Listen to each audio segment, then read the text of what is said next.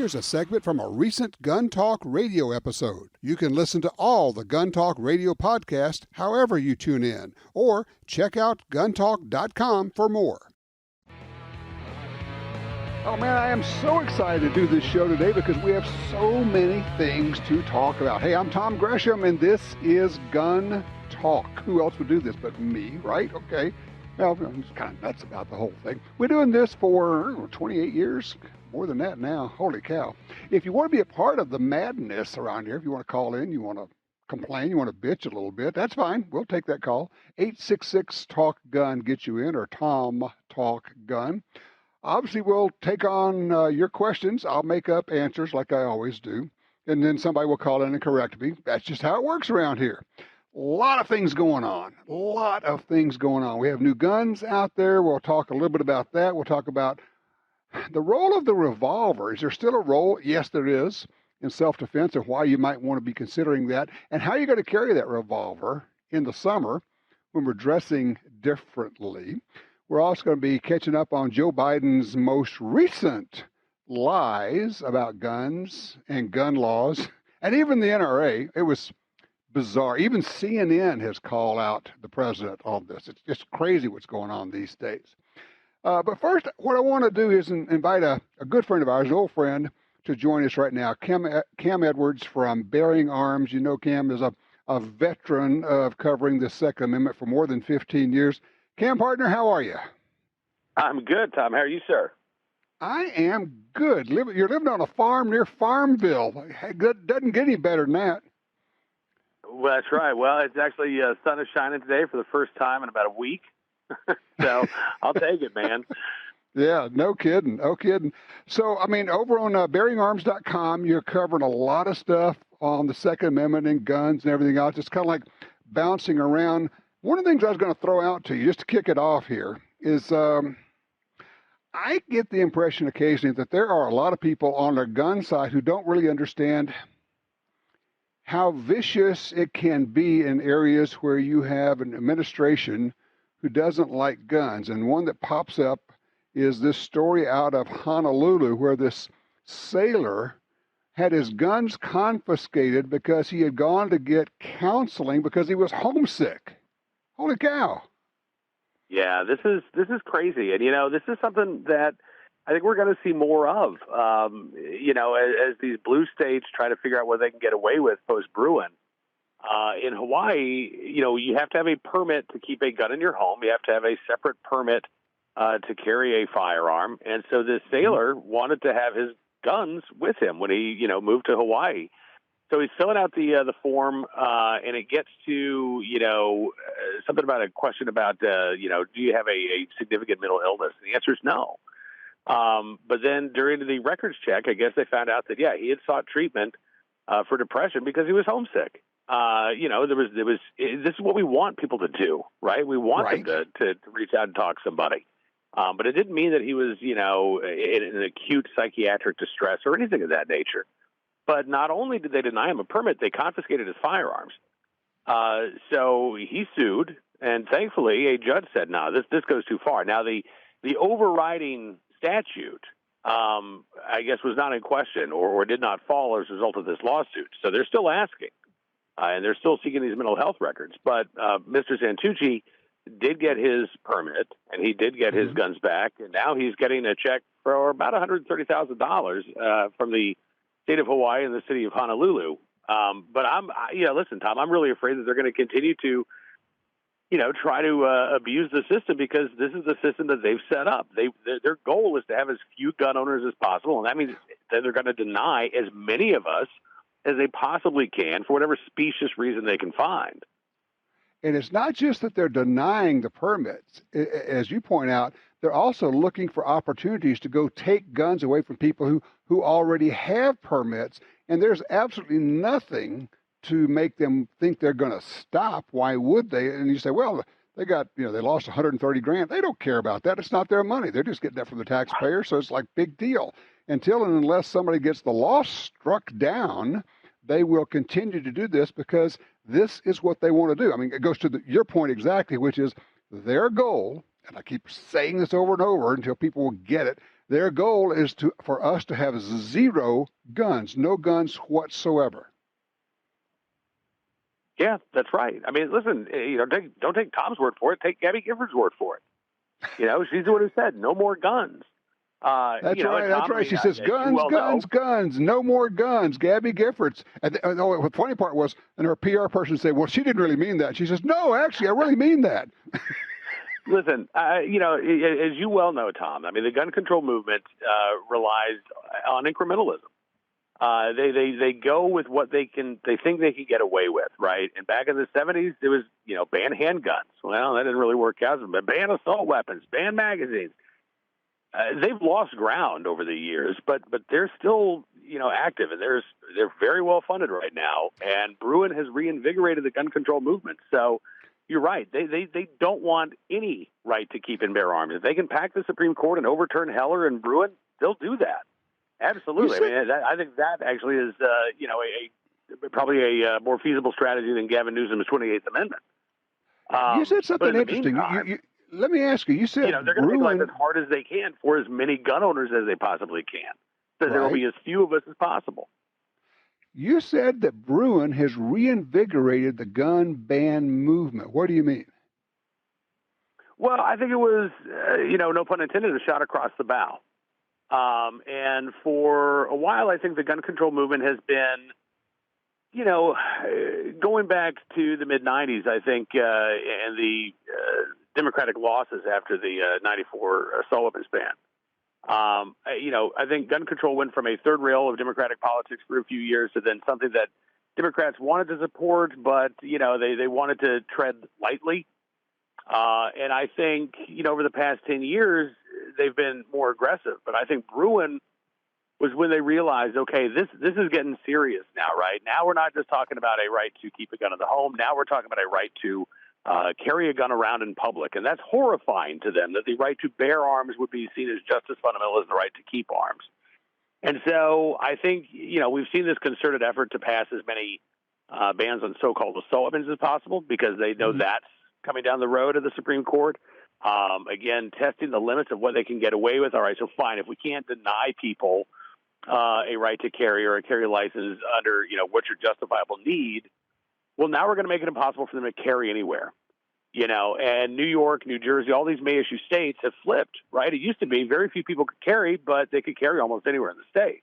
Right. Now it's, more people can carry in theory, but it's a felony if you carry most places that are publicly accessible. Well, specifically, what really you're saying is that the gun control movement. They I think, realize if they don't start moving now, and if they don't start trying to shape public opinion now and successfully shape public opinion, then 5-10 years from now, we're going to have more court decisions under our belt that are going to cut fundamentally into their ideology. And so I think they view this as, this is make or break time for the gun control movement. The next decade will be.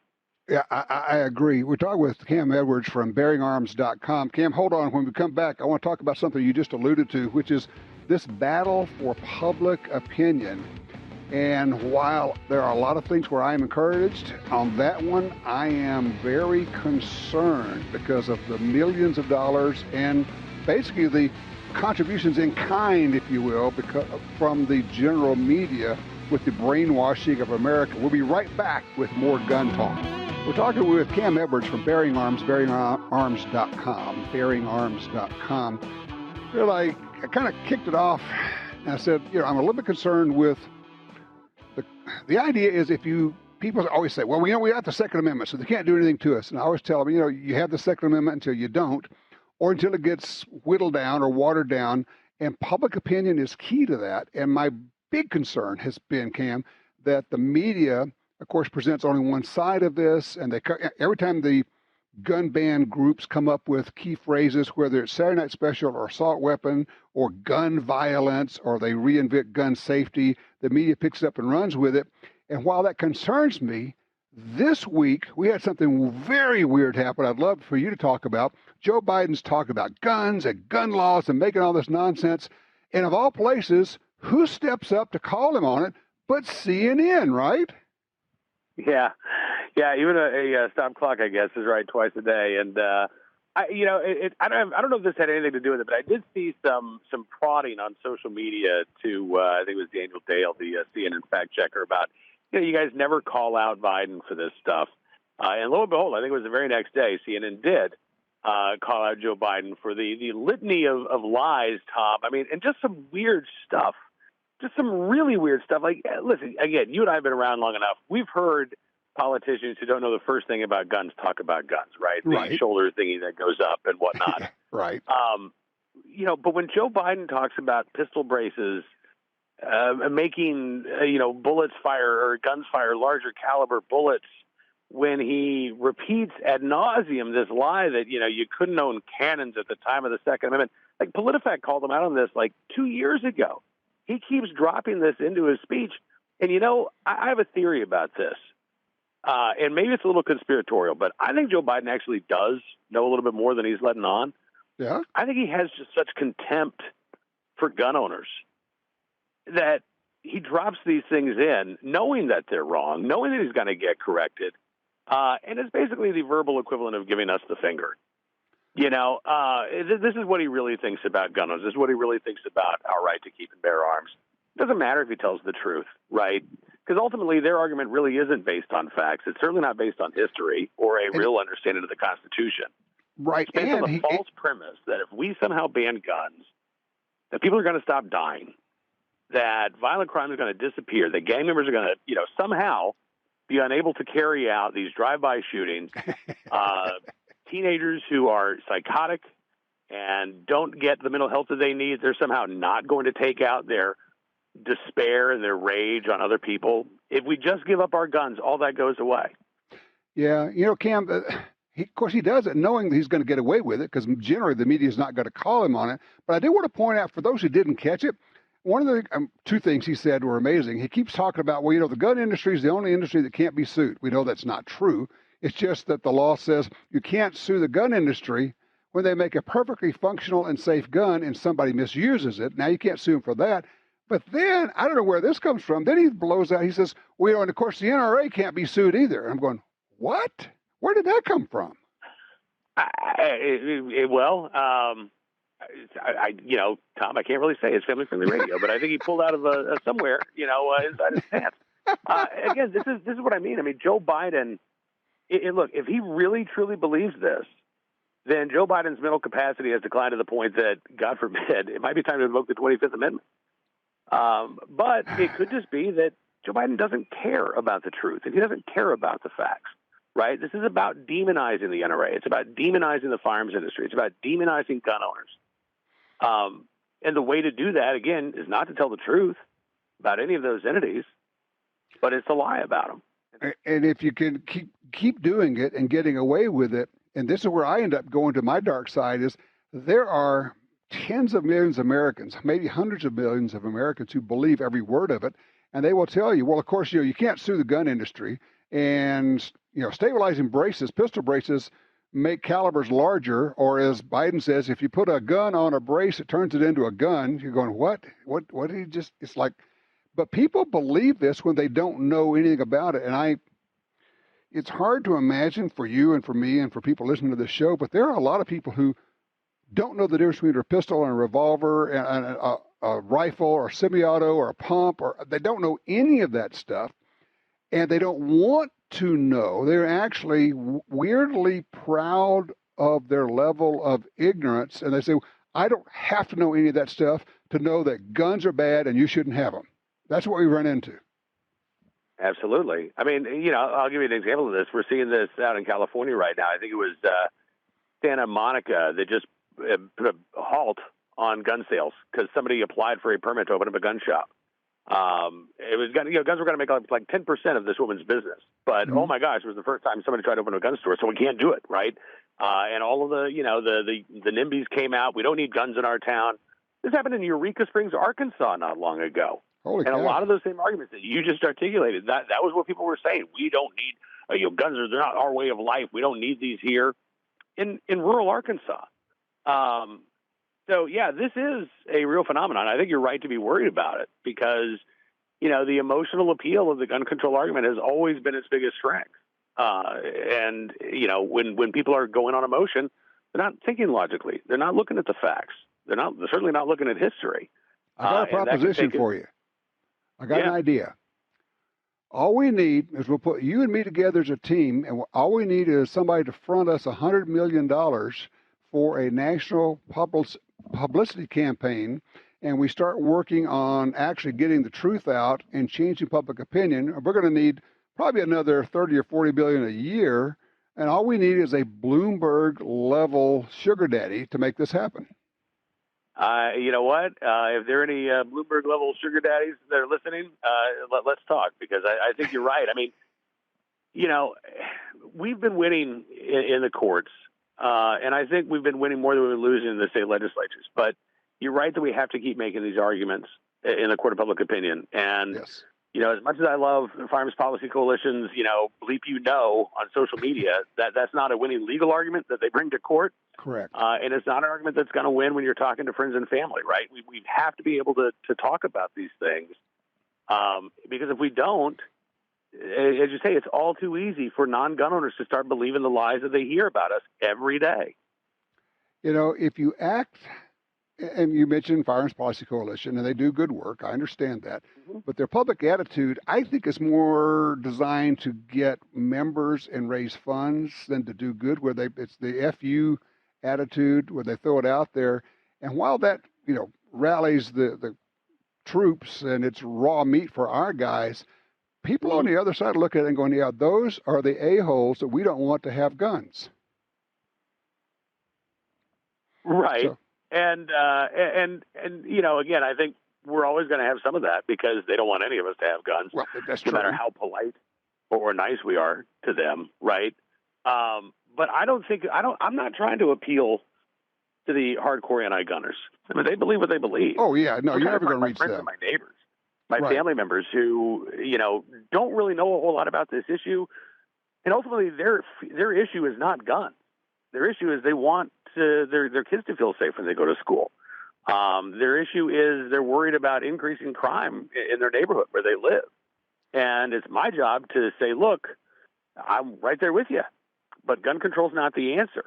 And, you know, this is something we talk about at Bearing Arms. Like I had a story this week about in New Orleans, 90% of the arrests for carrying a gun without a concealed carry license, are happening to black guys or black people. Right. But more than 50% of these cases are being dismissed. Tom, you know, what's the point, right? Louisiana had a big fight over if you're going to have the law and you're going to let people go, why even have the law? Exactly. You know, so let's talk about what laws are on the books. Let's talk about the enforcement. Hunter Biden gives us a great excuse to do that. No kidding. You know, and I think you can make a case that does not directly revolve around our right to keep and bear arms, to say that it is wrong to pursue a gun control agenda because it doesn't work.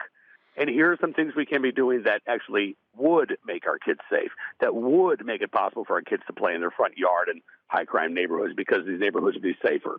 It doesn't have to – we don't have to waste time. We don't have to waste energy. We don't have to trample on anybody's rights trying to ban our way to safety because there's a better way forward. And I think that's what we need to be talking more about. Exactly. Hey, Cam, people can follow what you're doing and what you're covering over at bearingarms.com, and you're putting out new material every day, right?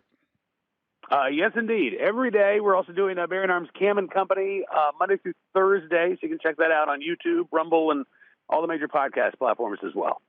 Sounds good. Listen, appreciate you being here, and you are always welcome here, okay? Hey, man, thanks for everything you do, Tom. Always love spending time with you. Have a great rest of your day, sir. All righty, you take care. We love to have Cam Edwards on, and it's great. He had a great take on things. You know, one of the things that occurs to me is that if you're not really plugged into this, you may not be aware or realize how many anti-gun groups have popped up. And they're springing out of the same places. They're coming out of Bloomberg money for the most part. And you got this group called 97%ers. They claim that 97% of America wants gun control. Even gun owners want gun control. And we're the reasonable people working with gun owners who want gun control. And then you look at it and you go, oh, wait, this is the guy that helped pass the Clinton gun ban, the assault weapons ban of 94. It's just another gun control group. So now you have these fake gun owner groups. They're saying, we're calling for gun control. We're gun owners, but we like gun control. And believe me, the media laps up this stuff. It's kind of like the whole gun violence archive. We don't like the FBI numbers on crime. We're going to come up with our own and get the media to quote these horrendously inflated numbers. 866-TALK-GUN. I'm Tom Gresham. This is Gun Talk.